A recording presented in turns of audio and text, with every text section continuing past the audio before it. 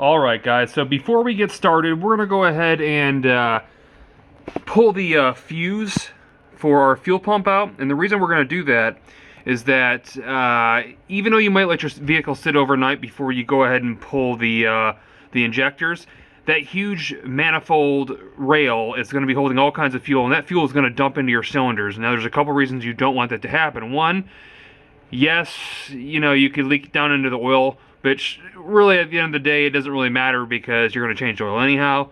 However, the more important part is if those sit in your cylinders and you try to turn your car over with full cylinders that are full of gas, you can do some serious damage to your engine. So we're going to go ahead and we're going to pull out the fuses real quick, or the fuse for your fuel pump.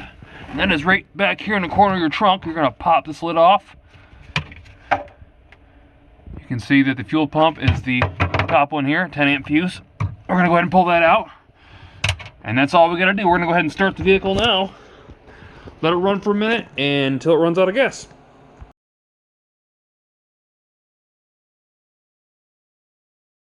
Today is going to be part 2 in a series of Dodge Viper DIY Supercharger build. And today is going to be for fuel injectors, basically. So we're going to try to make fuel injection system on the budget. What we have today is 2 different types of injectors. There's 2 options you guys can do. The first option is a Siemens Deca 630cc 60-pound injector. These are what most of the performance guys sell here.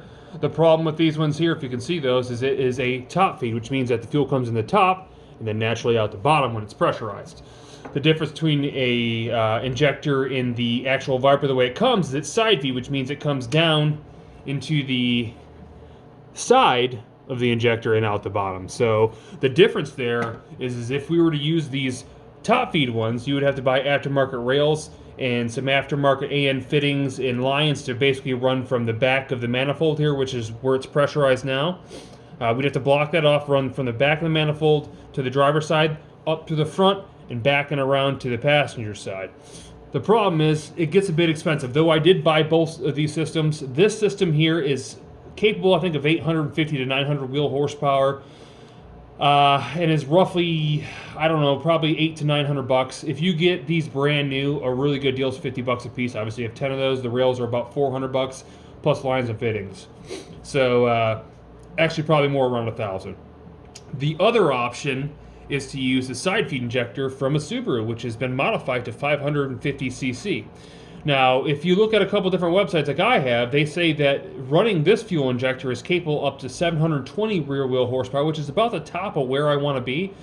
And the best part about these is with new injector connectors and all the injectors, it's only about 200 bucks. So it's a really, really good deal. So I thought, you know what, why not do these, since this is more budget oriented, and like I said, it's plenty of power for what I'm looking to do. So what we're going to start off doing is we're going to actually take out the old injector. I've already had it out, as you can see. So obviously you're going to unplug the wiring harness, the EV1 plug. You're going to take out the 11-meter bolt that you need to get out and the clamp that's holding it in. And then what you're going to need to do is you're going to need to take some kind of pry device, screwdriver, something, being careful, and you're going to want to pry this out of the bottom. Now, I've already gotten it out. They are a little tight to get out. They've never been out before with 39,000 miles. You get a couple little marks on the bottom, but compared to what I've seen other people do, that saved pretty well. So now what we want to do is we want to compare the new injector to the old. So I've already taken the O-ring off the bottom of this injector because we're going to actually need that since I've done some test fitting to save you some headache already. If you look at the difference between the two, they're very, very similar. The first thing we're going to have to do with the fuel injector, the Subaru version, we have to pop off this lower cap and take off this ridiculous tiny O-ring that they have on here because we don't want that. And then we want to go ahead and put our Viper O-ring on the bottom of that. And I'm just going to put a drop of WD-40 on off camera here so I can get this thing to slide in. And then what we want to do is we want to give it nice, firm, clean pressure and pop it right down, and boy, it's nice and tight. So that's kind of what we want to see. Both top and bottom feels pretty tight. The top O-ring could be a little better. We'll see once we crank it down. Now, the other part of modifying these injectors is that our clamp doesn't fit over top of it. So you'll notice on the Viper injector, it fits right around it. It obviously doesn't on this, so we're going to have to do a little bit of shaving on this. Not a big deal. Actually fairly easy. We're going to do that on a test fit first before we get all of them done, just to make sure we're clear on everything. The other half, as I shared with you, is this is an EV1 injector, where this is a Denso injector, and they don't connect. So I had to go ahead and order some adapters online that go from EV1 male to a Denso female. Pretty simple. They'll clip, plug and play, so you'll see that here later on. But first, what I want to start with is getting this shaved down. Let's go ahead and do that, and I'll be back with you in a moment. Alright guys, so I'm going to go ahead and show you what I've done as far as shaving it down. If you can kind of see there, you'll see this is the one that just got shaved down. You can kind of see how I shaped those outsides. I basically shaved it down to the side and then around to the edges. And it seems to fit perfect. So right now, let's go ahead and see if we can get this thing mounted in real quick.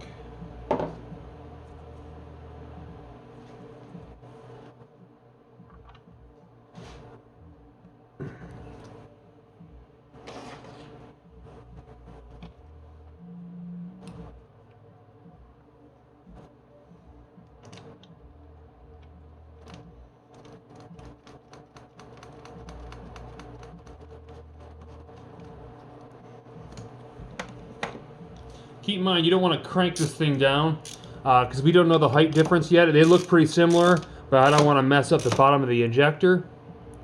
And I can see, it looks to me like this side's lifting up a bit, which tells me we have a little bit of a gap. And I'll probably have to go ahead and put a washer underneath the bracket just for clearance to make sure that we don't bottom out and break the bottom.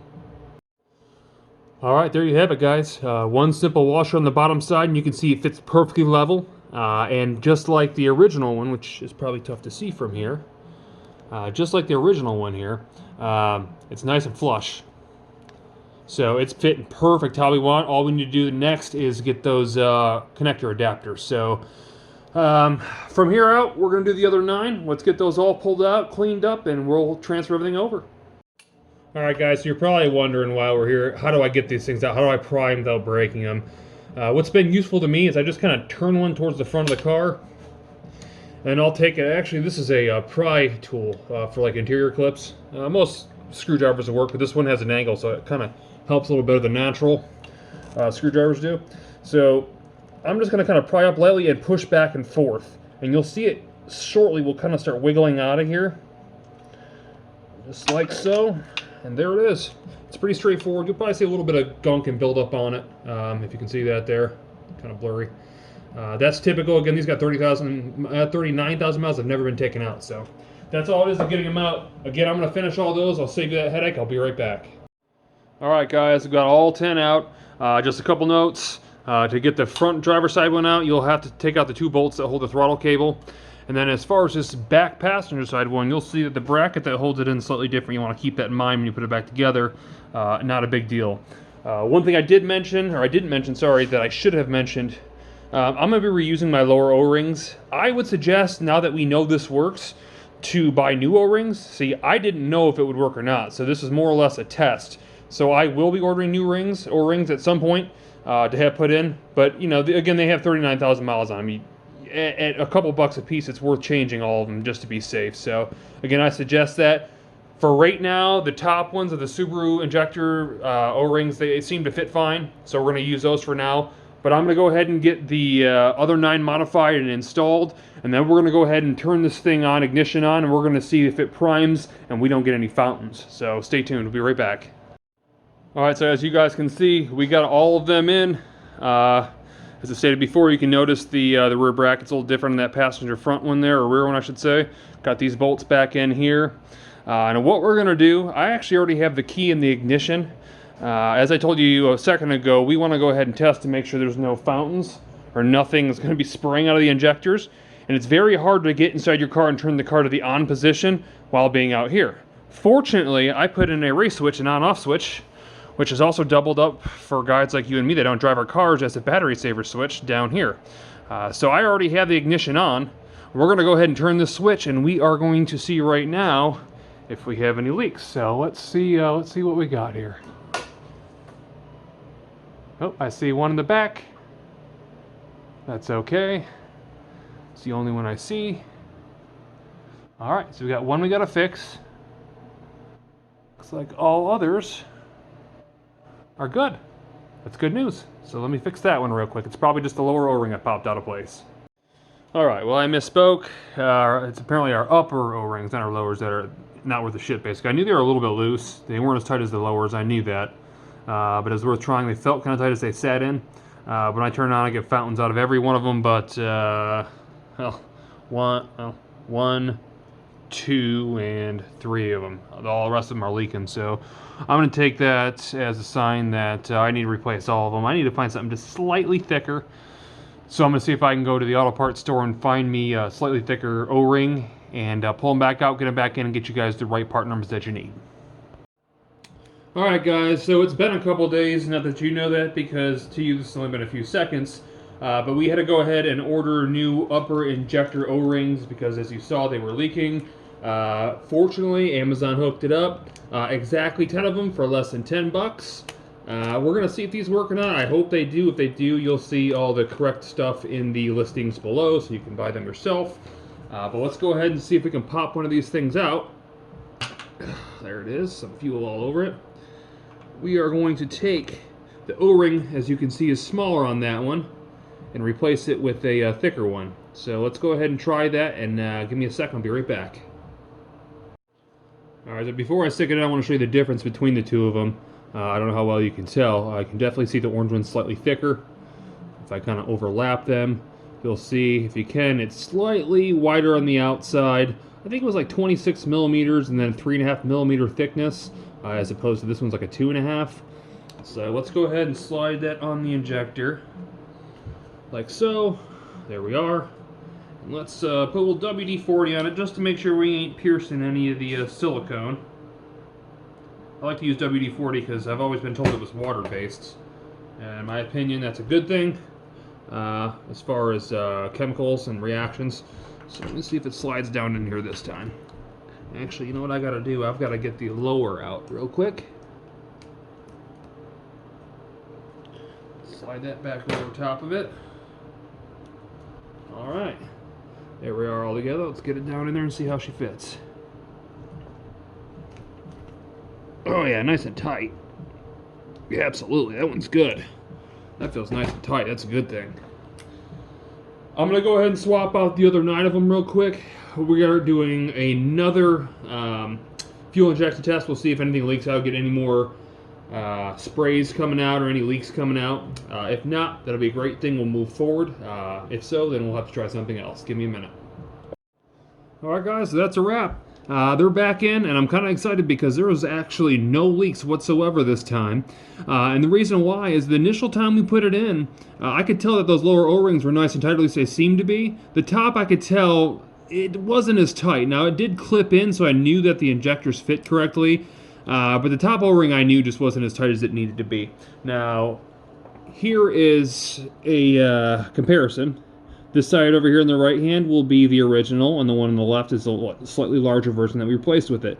They fit in nice and tight, and after 3 cycles with the injection, there has been no leaks whatsoever, so great news there. The next step that we have to do is we got to get these connectors to fit our injectors, and, well, they don't fit. So I went ahead and found some adapters, and again, I really didn't want to have to cut these wires. I don't like the fact of cutting wires around our ignition system when there's gas involved if I don't have to, especially if I ever wanted to go back to stock and whatnot.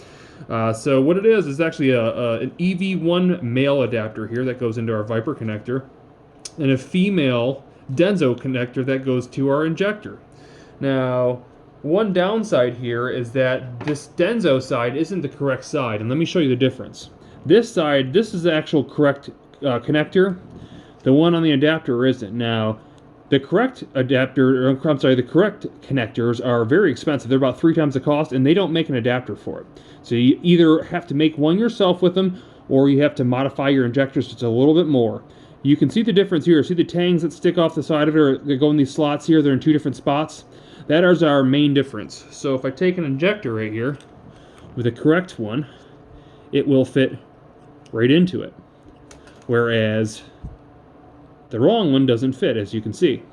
So all we're going to do is we're going to cut these tangs off. I just took snips and it snipped them right off. It fits perfect. So that's a route. I'll put a link for both these adapter and the connectors in the description for you. But what we're going to have to do next to make this thing work, these wires are actually crossed. So what you'll notice is that on the Viper, the green with the red tracer is actually our ground, and then the other would be our, I think it's a 5-volt power source, the switch source to turn the injectors on and off. The EV1 side, the Viper side, is wrong. So what you have to do, and this is kind of teensy, I don't know if you're going to be able to see this in the camera, I'm sure you won't, but you need to get a very small flathead screwdriver. You need to get in the top of the wire, I don't know if you can see that there, in the top of the connector there, and pry up a little plastic tab, a black tab, and these wires will pop right out. And all you got to do is switch them and pop them back in. So that'll be your finished outcome there. And then when you're all done, all you're going to do is plug in your Viper connector, and then your injector connector, and voila, that's it. Ready to go. So I'm going to get the other 9 done, but that's going to be a wrap for this video and the second video for this series of the Viper Supercharger install kit for the DIY setup. Hopefully you guys enjoyed the video and you guys got something out of it. If you are following this project and you're doing it yourself, again, the links for all the stuff will be in the description below. If you liked it, please throw a thumbs up. That helps the channel, obviously. If you're not subscribed already, please subscribe. Not only if you're not doing the build, but if you want to see cool projects coming in the future, we got all kinds of stuff that we're working on. So